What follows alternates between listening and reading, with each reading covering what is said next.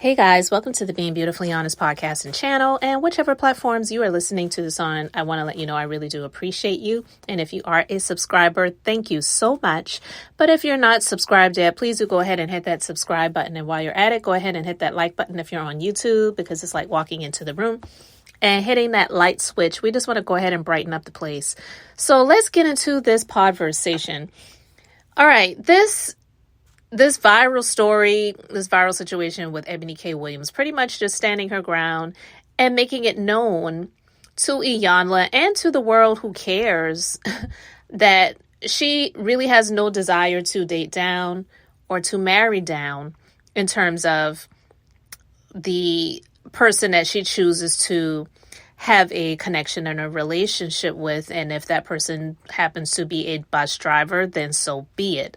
I just believe that that was one of the examples that Iyanla used, and people tried to spin it and make it into a narrative as if Eboni was disparaging people who were working in positions that are seen as either essential or, in some people's views, as menial, as you're not aspiring for more. If you're 45, 50 years old and you're a bus driver and that's all you have, decided that you're going to do for the rest of your working life, and you've settled on that as a career versus that being a job, and you are continuing your education, or you are expanding and expounding upon your opportunities to possibly become someone who has a CDL, and then you're driving 18-wheeler trucks, and then you're purchasing 18-wheelers, and you eventually own your own trucking company. I mean,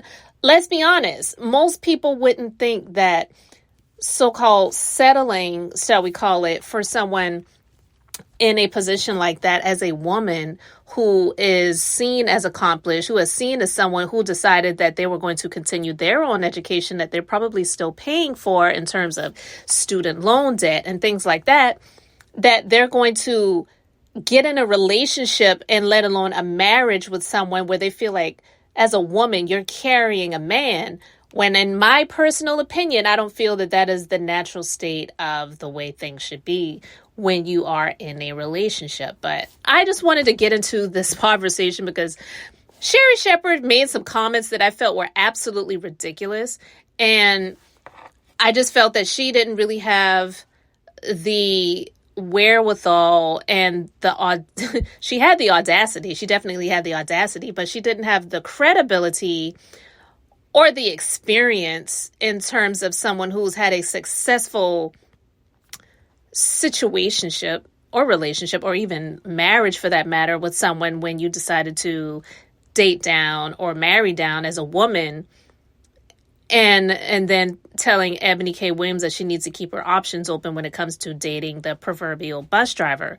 So I want to play something from Sherri Shepherd's show on the so-called dating a bus driver debate. And then I'm going to continue with my commentary. Williams and Iyanlavanzant, they have very different opinions when it comes to dating men on their level. So while on the griot, Iyanla asked Eboni if she would be open to dating a bus driver. And Eboni was very honest with her response. Take a look. Would you date a bus driver? Would you date if he owns the bus? If he owns it. If he owns the bus. See, that's a problem. That's a problem. But the standards and the criteria that we use to measure men is off for who we are as women and who they are in this society. I would date a bus driver if he loved driving the bus, if he was a man of integrity, if he was good to his mama, if he treated me well. I would date a bus driver.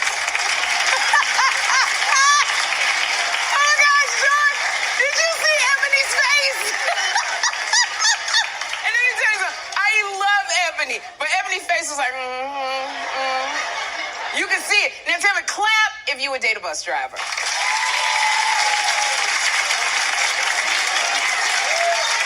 Now, I understand both points because Ebony's a lawyer and she's gone. It took her a while. She got her degree. She's at a financial level. She wants somebody that's on the same level as she is financially. She put out like a statement defending her position. And I say I think about my parents who did jobs that they didn't even want to do because they had a family. They had kids. I think my parents were always looking at the big picture of we want a better life for our children.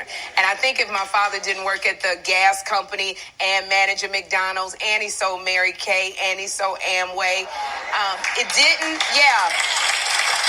My daddy, it did not take away from his intelligence, but I think he always dreamed that maybe his daughter would be having a talk show of her own because he did these things for her.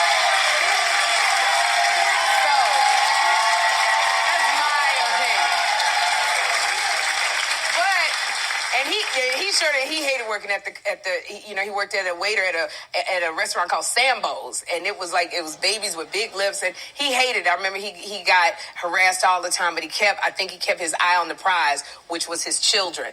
But I would say to you, Eboni, and I love you, girl, but I would say don't sleep on dating a bus driver. Don't sleep on. Here's the thing, Eboni. We could do without actresses, talk show hosts, and reality stars and lawyers, but you cannot do without a bus driver and those essential workers. You cannot. Bus drivers make the world go round. And here's the thing bus drivers have, Eboni. They got benefits, girl. When I tell you, bus drivers and not just health insurance, they got 401ks. There are benefits to dating a bus driver. Because let me tell you something. If you are dating a bus driver and you ain't got no car, you tell all your girlfriends, girl, my man gonna pick us all up. He ain't come right there. You see him turning around? Look at that, right there. This is the thing I say, Eboni. You will never get lost with a bus driver. That's your navigation system. A bus driver know exactly where to go. And, Eboni, have you ever tried to do a little something on them buses at night with your man? And I suffice to say, Eboni, you haven't, because I saw the way your lips kept getting pursed when Ayala was talking to you. But I'm telling you, get on that bus with your man at nighttime. Maybe he'll let you touch his wheel. That's what I'm doing.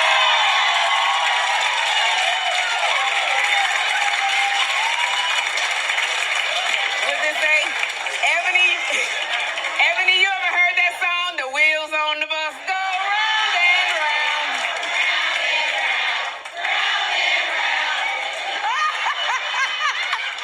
So don't get it twisted, girl. Dating a bus driver got its benefits. And Eboni, I love you. Maybe we'll do a date. You go out with the high earning man, and I'm gonna bring my bus driver friend. Let's see, and we'll just have a good time. All right, so you heard that. And it's, Sherri Shepherd being, I guess, somewhat as an actress / comedian, so to speak, and now a talk show host. I get it. You have to have your funny moments and things where people can relate to hot topics and commenting on those things and giving your views and points. But to be honest with you, I'm actually hoping, besides a little bit of ad lib that she added in there, that someone else wrote this for her, because based on her experience, Sherri is really in no position to give any dating or relationship advice, because she definitely has been on the losing end of the spectrum when it comes to that. And to herself be a woman of accomplishments, shall we say, to speak to another woman of, shall we say, accomplishments such as Eboni, to advise her that you're sleeping on the opportunity of being in a relationship with someone who may just be a bus driver and is just okay with just being that. When if she wanted to just screw somebody who was a bus driver and not get into a marriage with them or a long-term relationship with them, where you are essentially putting yourself and all that you've worked for as a woman at risk of a man with panties on being scorned at some point when or if he decides to no longer be in a relationship, they say, well, you know what? She was the breadwinner. I've become accustomed to living this type of lifestyle. I want alimony. I don't think so. And men can say, well, women have been doing it for years. Well, you know what? when it comes to these relationships, the reason that has been something that has happened for a lot of men is because they, admit it or not, they have allowed it to be a trade-off. They have sold themselves out because they have a lot of money to be with someone who is a female that is a lot of times a lot younger. They have the looks that they want them to have. So they pretty much are selling themselves out to have a trophy piece. And these are the results that they get when they go through a divorce where the woman wants to get alimony. And if they have children, they get the child support and all of those things. And then men want to be in an uproar and say, well, she wasn't playing sports, or she wasn't working on that job, or she didn't accomplish the things that he accomplished. Why should she deserve to get half of what he earned? Well, these men who decide to get into these relationships with women, knowing that it was even though it may not be seen as equal, they were okay with it in the beginning until things didn't work out in the end. And then you get, over the years, you get the prenuptial agreements and things like that. And then sometimes you get the situations where a prenuptial agreement is contested and all of that good stuff. But for the most part, let's just give an example. Hugh Hefner, he knew damn well, okay, that his old, decrepit, disgusting, you know what, would not be getting these women that looked the way they did if he did not have the means that he had. And so that goes for a lot of these men. So I don't really care about their positions of, oh, well, she was a gold digger or whatever. Well, you wanted to dig that gold, okay? So you pretty much sold yourself for the sake of having this woman or women who look a certain type of way because you knew that you had the money and the means and the access in order to get women like that. And you know that they came with a price. So to be honest with you, I don't really care about them crying a river or a pond or a stream or even an ocean of tears because they knew what they were getting into. But when it comes to a woman who has worked very hard to get to the places that they have gotten to, and then they get with a man who did not have it like that, and the woman or women, they're getting into these relationships really going all in for the sake of love, so to speak. And then if things don't work out, then you've got the man with the panties on that want to get alimony and they want to live the type of lifestyle that they've become accustomed to, like the Kendu Isaacs, who was married to Mary J. Blige, like the Kelvin Hunters, who was married to Wendy Williams. And just, those as a few examples.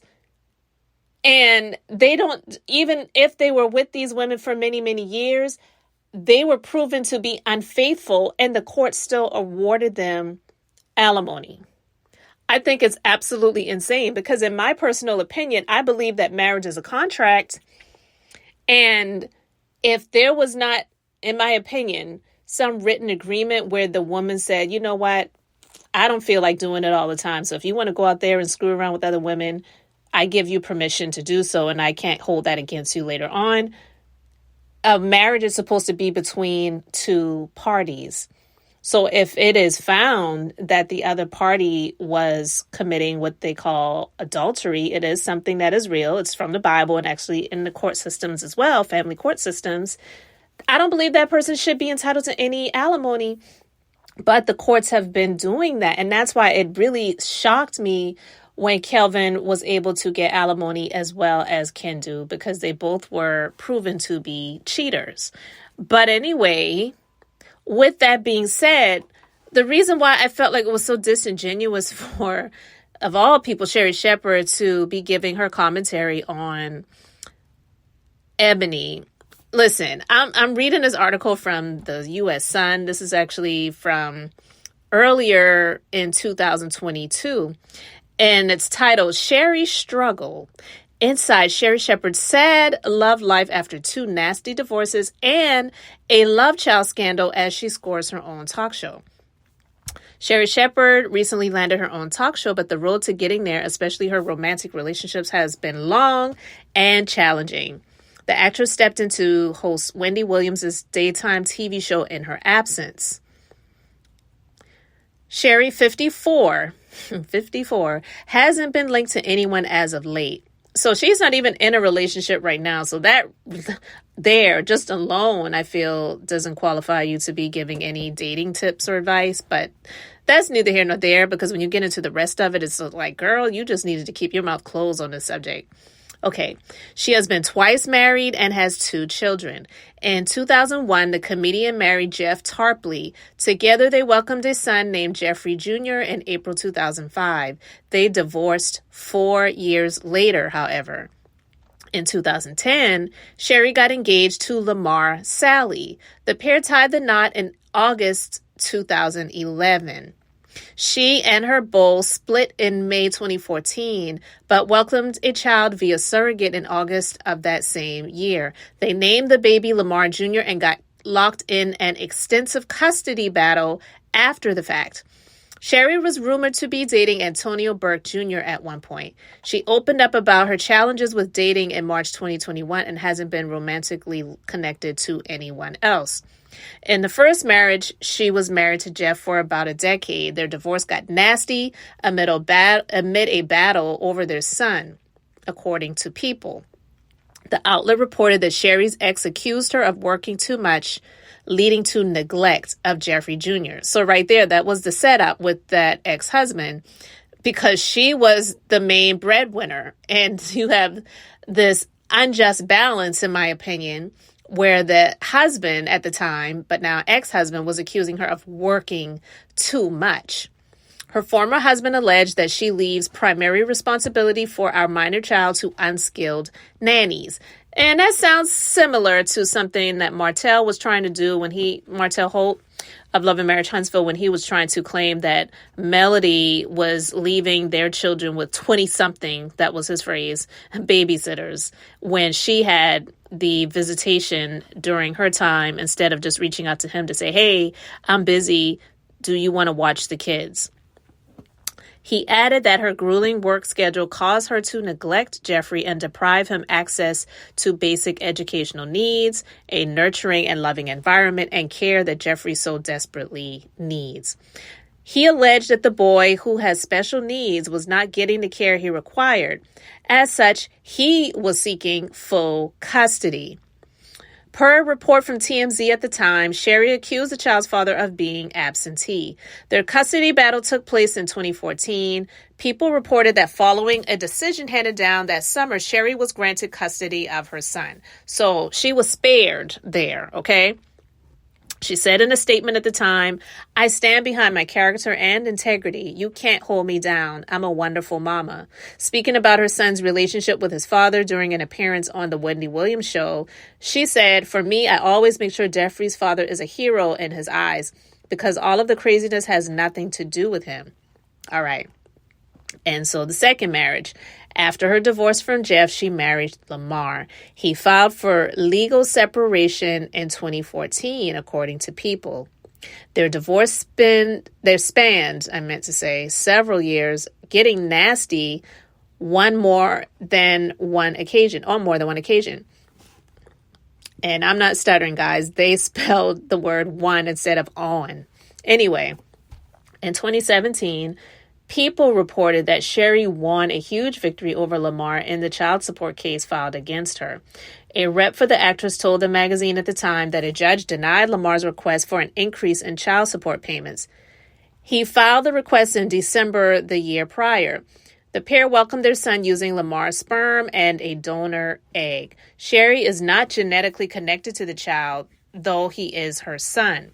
He was born in August 2014, months after Lamar and she split.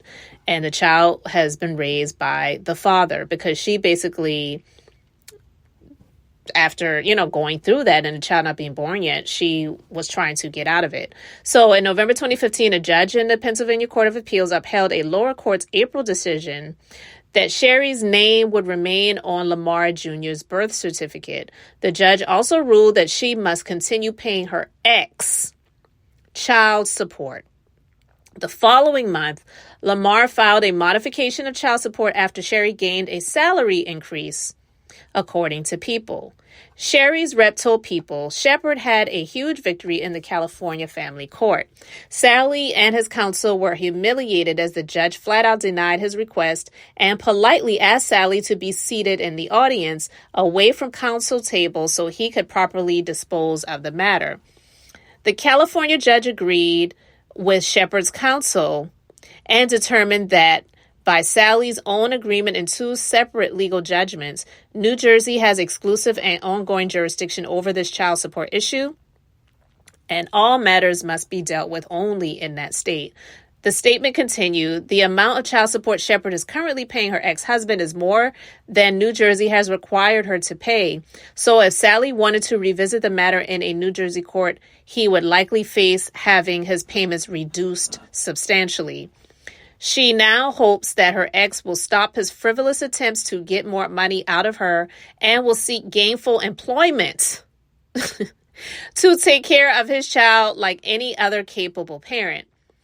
Lamar's lawyer told the magazine she's stating that the amount of child support she's paying is more than the state of New Jersey required her to pay.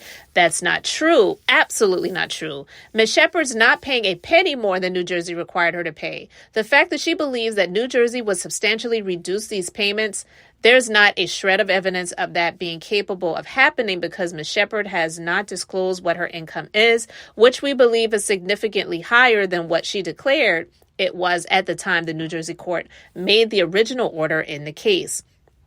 A source told People at the time that Sherri was paying her ex, who was working as a substitute teacher, here we go, an essential job, guys, $4,100 per month. And the thing about it is that there have been rumors that the surrogate mother was actually messing around with her ex-husband that they had the child with, which was used by his sperm and her, meaning the surrogate mother's egg. The only real connection that Sherri Shepherd had was the fact that she was married to this man and they had agreed upon having a child via surrogate together. So in my opinion, I feel that he was using her as a come up. He was a substitute teacher, similar to a bus driver, okay? And he wanted to have the child and he wanted to sink his feet in the situation so that he could get hopefully alimony and definitely child support. And so for Sherri to be out here telling Eboni that she needs to look at these bus drivers with a different lens and not let go of some of these options that are out here, Sherri is in no way someone who should be giving dating advice or telling a woman who, in the views of the general public and based on her net worth and what she is making for a living and those different types of things like that, that she should settle for someone who's decided to settle on not moving forward and gaining more in their career and just saying, you know what, I'm just going to rely on being a bus driver. Hopefully I'll get a raise every year or whenever they have cost of living increase raises, which are usually not much of anything. And then, yeah, I'll get a prenuptial agreement. And as long as the D is good, I'll be okay. That is the type of thinking that has Sherri Shepherd in the place that she's in.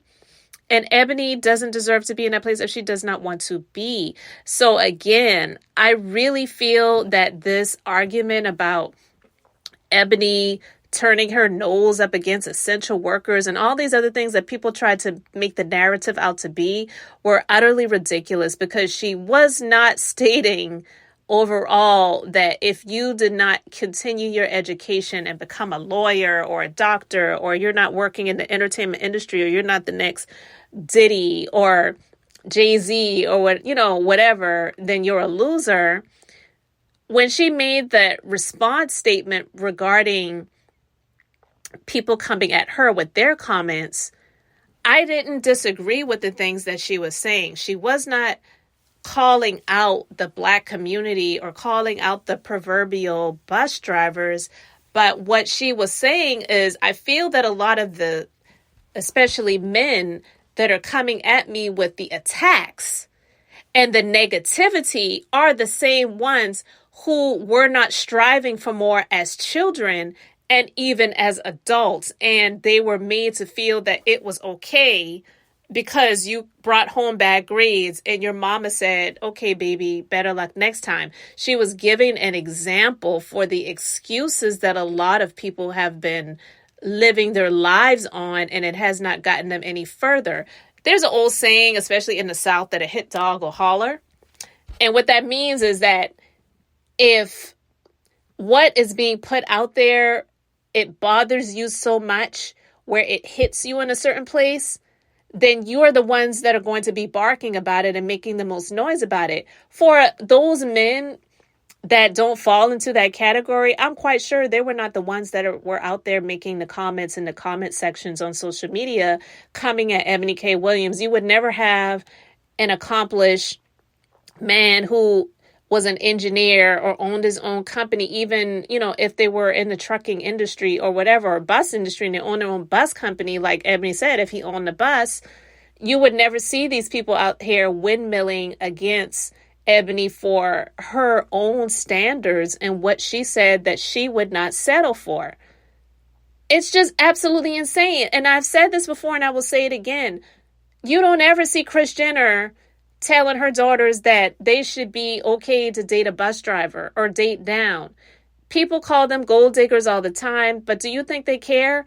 They're not settling and they're not lowering their proverbial standards to get with a man who decided to settle for less, be at the bottom, and say, well, it's all about love. And if we can build together, when these women are worth, even if not deserved, worth millions and billions. It's not right and it's not fair for people to want Black women, African American women, to settle for what they see in their own personal opinion as the bottom if you want a man, and then to attack that person and say, well, that's why you're single now and you're 40 years old, you're almost 40 and you ain't got a man and you couldn't keep one or whatever, and I speak just as a woman myself.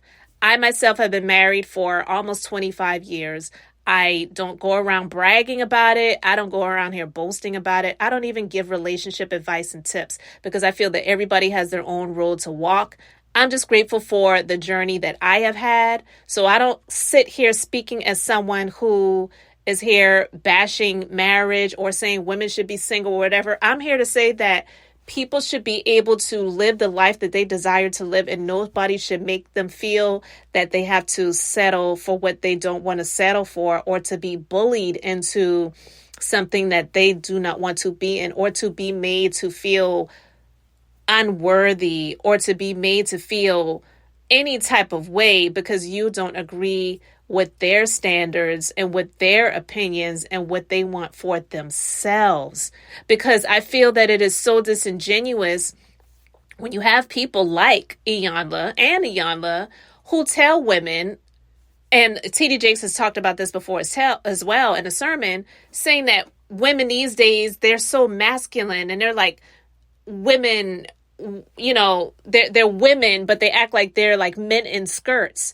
And that is so disrespectful, because myself being a woman who has, my child isn't a little baby anymore. My child is an adult at this point, and my husband and I, we are grateful for that, and we do not have any little ones, and we've been married for almost 25 years. That's my situation. That's my journey. That's my life. I don't go out here and I don't pronounce it or put it out on Front Street or whatever. That's my life. But when I look at women who are single or who have not been in long-term relationships or who have had children outside of wedlock and they have not gotten married to the man that had the baby with them, and the man is nowhere around, and they've had to do what they had to do to survive and to keep moving forward. I never judge these women for what they've had to do to keep moving forward. And a lot of times the proverbial masculinity that these people are trying to say that women these days are evoking, it has been because they have had to fend for themselves and left to survive on their own. And it is a sense of survival mode that kicks in. It's not that they're trying to be men, so to speak. It's that they're trying to survive and they want more for themselves. And I get it. There are always exceptions to the rule. So I'm not talking about the chicks who just want to have a baby by every freaking person that they lay down with. And then they want to live off of the system, getting food stamps, child support, living in subsidized housing and all that different type of stuff. I'm not even talking about that, because that comes in every shade, every ethnicity. That is a mindset. That's not a race or an ethnicity of females that do that type of stuff. So I'm not even talking about that.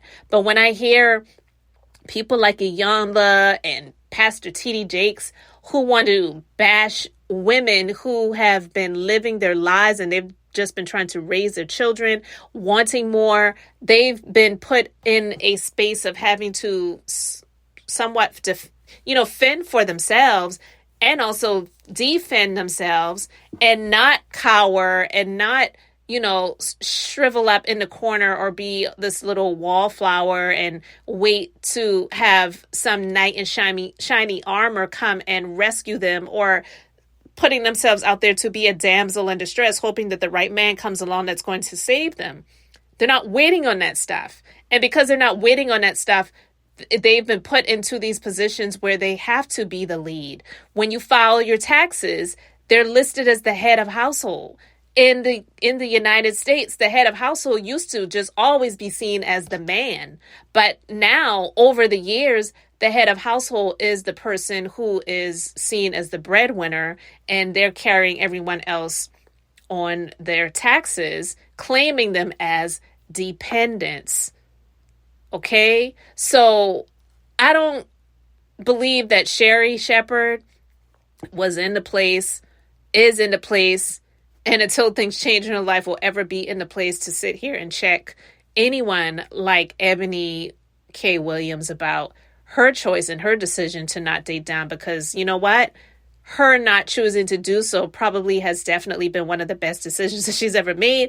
And it has protected her from being in a position like a Sherri Shepherd, who's paying child support for a child that isn't even biologically hers.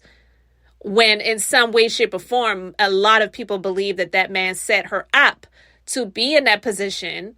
But because she was all in with her substitute teacher, she couldn't see the forest for the trees. And now she's in this position. So, girl, you are not in a position to give anyone relationship advice at all, especially not Eboni K Williams. Say what you want about her. Say she's a gold digger. Say that, she's hit the wall. Say that it's too late for her. She'll never find the right one, or whatever you want to say about her. Or that's why she's single now, or whatever the things that people are saying. Because there's a lot of things that people are saying. She's not sitting here paying anybody alimony or child support. Okay, so what I can say is that I still agree with Eboni K Williams, because if that's what she wants, it is her decision. She was not trying to tear down the African American community or the essential workers of the United States of America or the bus drivers union or whatever it is. She was basically saying what she would not settle for. And people have to be okay with that. And if you're not okay with it, then move on and stop focusing on what she decides for her own life. Because at the end of it all, it really has nothing to do with any of us. She was literally just having an interview / conversation with Iyanla. It went there, and then people wanted to make it seem like she was on the iyanlavanzant dating game show. Okay? It's absolutely insane. So, guys, I just wanted to talk about that. I would really love to know what you guys think about that in the comment section. So let me know your thoughts respectfully. I am Beth, and I'm just being beautifully honest, guys. So until the next time, I just wanted to keep it brief, beautiful, and now I'm going to say bye.